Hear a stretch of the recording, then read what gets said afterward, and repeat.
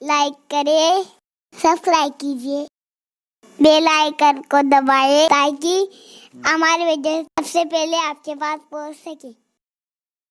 एक मर्तबा एक सहाबी का उनकी बीवी के साथ झगड़ा हो गया। दरअसल ये था कि औरतें जब तक मक्के में थी बहुत दबी दबी रहती थी, इसलिए कि मक्के का माहौल ही ऐसा था। अभी इस्लाम आया नहीं था, बच्चियों को जिंदा दफन किया जाता था और औरतों के लिए हमेशा आस्तीनें तनी रहती थी। तो जमाने जाहिलियत का बहुत असर मक्के पर था, तो औरतें बहुत मरऊब डरी सहमी रहती थी। लेकिन जब हिजरत करके औरतें मदीने मुनव्वरा आई तो अंसार जो हुजूर अलैहि सलाम के सहाबी थे, जिन्होंने हुजूर की मदद की थी, तो उनकी बीबियां कुछ मर्दों से बड़ी मुंह लगी हुई थी। तो उनको देख देख कर ये मुहाजिर बीबियां भी अपने शौहरों से उलझती थी मोहब्बत के माहौल में। तो एक दिन एक सहाबी जो है वो उनकी बीवी से झगड़ा करके ये कहते हैं कि तेरा मुंह बहुत चलने लगा है, रुक मैं तेरी शिकायत जाकर अमीरुल मोमिनीन हजरत उमर इब्ने खत्ताब को करता हूँ, तुम्हारा मुंह बहुत चलने लगा है। गोया के उस जमाने में बीवियों को मारा नहीं जाता था। आजकल तो हाथ की मेहंदी भी नहीं छूटती, हल्दी के निशानात भी अभी बदन पर बाकी होते हैं कि मार ठोक शुरू हो जाती है।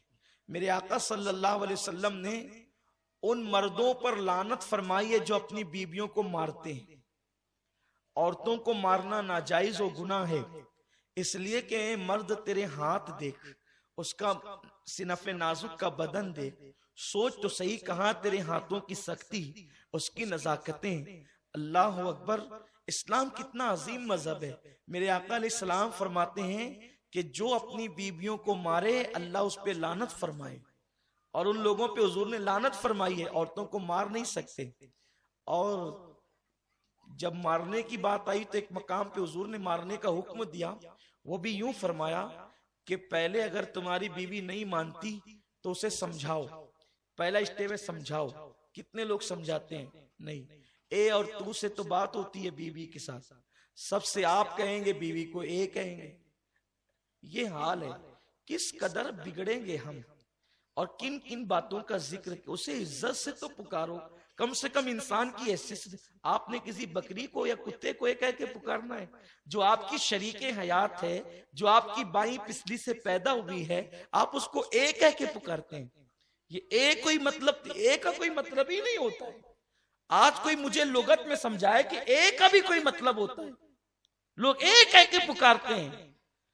कोई तो अदब हमारे पास हो, लोग हमें देखें तो इस्लाम से बदजन हो जाएं। मेरे आका सल्लल्लाहु अलैहि वसल्लम तो अपनी बीवियों को नाम लेके पुकारते थे, कभी कभी मोहब्बत में उन नामों को शॉर्ट करके पुकारते थे। इसलिए कि ये नाम को आधा करके पुकारना ये भी मोहब्बत की अलामत है, और ये भी हुजूर अलैहि सलाम की सुन्नत है कि हुजूर सैयद आलम सल्लल्लाहु अलैहि वसल्लम कभी कभी अपनी अज़वाज मुतहरात को आधे नाम से पुकारते। मैं अम्मी जान उम्महातुल मोमिनीन के आधे नाम तो नहीं लूंगा, लेकिन मिसाल के तौर पर आपको बता दो, जैसे किसी का नाम इमरान हो तो हम उसे मोहब्बत से इम्मू अगर कहते ना, इस तरह इसको आधा नाम कहते हैं। ये समझिए आप। तो अगर किसी का नाम जिलानी हो तो हम उसको जीली कह दें, ये इसको आधा नाम कहते हैं। ठीक है ना? इस तरह से हुजूर अज़वाज मुतहरात को कभी कभी प्यार में आधा नाम लेकर के पुकारते थे। और सोचे न सही, मेरे महबूब के लबों से जब वो आधे नाम निकलते होंगे तो वो नाम किस तरह मिराज पाते होंगे। ये अज़वाज मुतहरात के साथ हुजूर का अंदाज है। हम तो ए ये क्या ए है, मुझे आज तक समझ में नहीं आया। आपकी दुआ से नहीं भी तो जो है वो मेरा रूम जो है वो किताबों से भरा हुआ है। मेरे रूम में जिसमें मैं रहता हूँ उसमें कोई बर्तन नहीं रखा होता है, उसमें किताबें ही किताबें। और आपकी दुआ से जो है वो मुझे जितना वक्त मिलता है मैं कोशिश करता हूँ कि पढूं, लेकिन अब तक मुझे ए का कोई मतलब मिला ही नहीं है। जो बेमाने अल्फाज से हम पुकारते हैं ना, उसका कोई मतलब ही नहीं है। और आज मैं आपको खास तौर पर यही बताना चाहता हूं कि वो एक कहकर पुकारने की चीज नहीं है जो तुम्हारी बाई पिछली से पैदा हुई। वो एक कहकर पुकारने की चीज नहीं जिसे तुम शरीके हयात कहते हो। वो एक करके पुकारने की चीज नहीं है जिसे तुम हमराज जानते हो।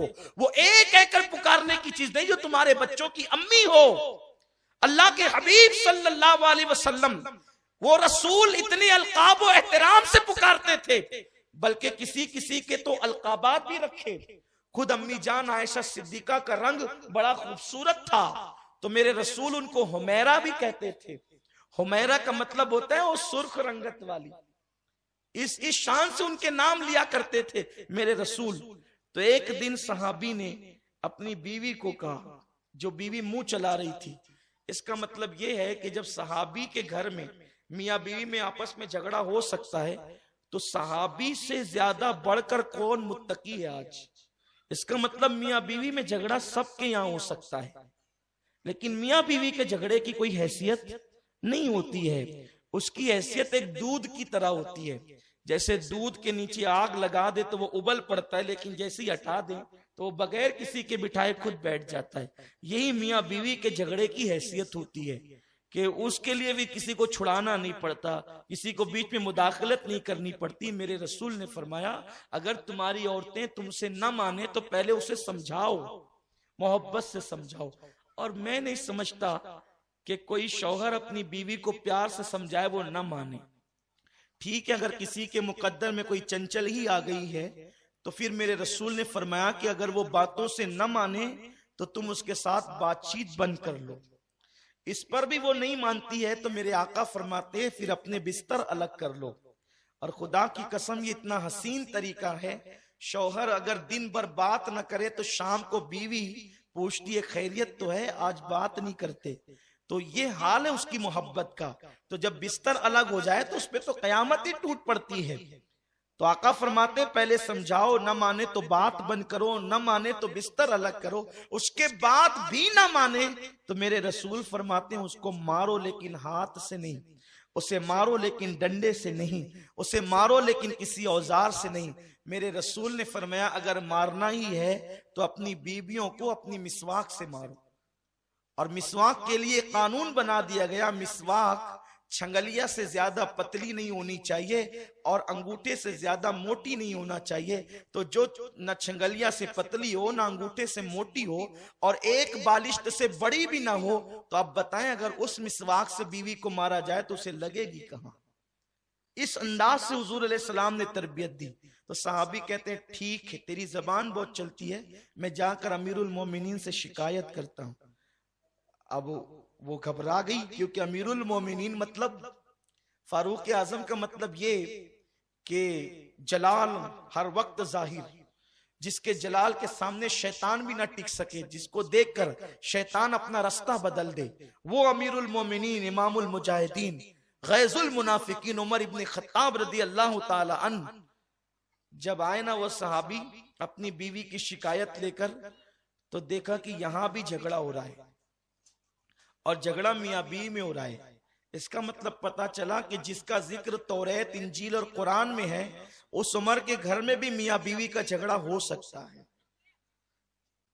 कुछ लोग ऐसे हैं वो मौलाना के बीवी से लड़ता है, अरे हजरत उमर के घर में भी वो झगड़ा हो सकता है, आप उसको कहाँ इश्यू बनाते हैं। वो डॉक्टर साहब होकर अपनी बीवी से लड़ते हैं, वो टीचर होकर, अरे मियां बीवी कहते ही उसको है कि जहां मोहब्बत होती है ना, फूल जहां पैदा होते हैं उसकी डंठल में कुछ कांटे भी होते हैं। तो हज़रत उमर के घर में झगड़ा हो रहा है और झगड़े की नौइयत ये है, झगड़े का अंदाज ये है कि वक्त का अमीरुल मोमिनीन खामोश खड़ा है और बीवी आपको कुछ सुना रही है। इन्होंने देखा ओ हो, यहाँ तो एक अजीब सी चीज है, जिसके दुर्रे की और जिसके चाबुक की धमकी देकर हम घर आए थे, वो वक्त का अमीरुल मोमिनीन जिसके नाम से कैसर और किसरा के ताजदार कांपते हैं, वो यहाँ खामोश है और बीवी बोले जा रही है। उन्होंने सोचा कि नहीं, अपना मसला तो हल हो गया, इससे कम ही मामला है अपनी यहाँ का। तो वो वहां से निकल पड़े। फारूक आजम को यूं लगा कि कोई आया और गया। भाई घर में झगड़ा हो रहा हो और कोई आ करके झांक करके चला जाए तो एक एहसास सा होता है। उसको लगा कि कोई गया, आप बाहर निकले, पहुंचे कि अरे इधर आओ क्या बात है। कहा नहीं मसला हल हो गया। कहा ये क्या बात हुई, मसला बताए बगैर हल हो गया, ये भी कोई मसला है। कहाँ बताए बगैर हल हो गया, किस तरह से? कहा मेरे घर में भी वही हो रहा था जो आपके घर में हो रहा है। मैं अपनी बीवी को मुंह चलाते देखा तो मैंने कहा रुक, अमीरुल मोमिनीन से तेरी शिकायत करता हूं, वो तुझे ठीक करेंगे। लेकिन जब आपके घर आया तो मेरी बीवी से ज्यादा तो आपकी अहलिया आपसे लड़ रही थी। मैंने सोचा मेरे घर में तो इससे कम ही मामला है। तब फारूक आजम ने कहा, ओ अल्लाह के बंदे, तू सुनाने ही पैदा नहीं हुआ, वो तेरी बीवी है, अगर वो सुन सकती है तो वो सुना भी सकती है। और मर्दों का ज़र्फ इतना होना चाहिए कि वो कभी कभी सुन भी लिया करें। मेरे आका सल्लल्लाहु अलैहि वसल्लम ने फरमाया, जो अपनी बीवी की बातों को सुन के सब्र कर ले, आका फरमाते अल्लाह उसे सब्र अय्यूब का सवाब अता फरमाए।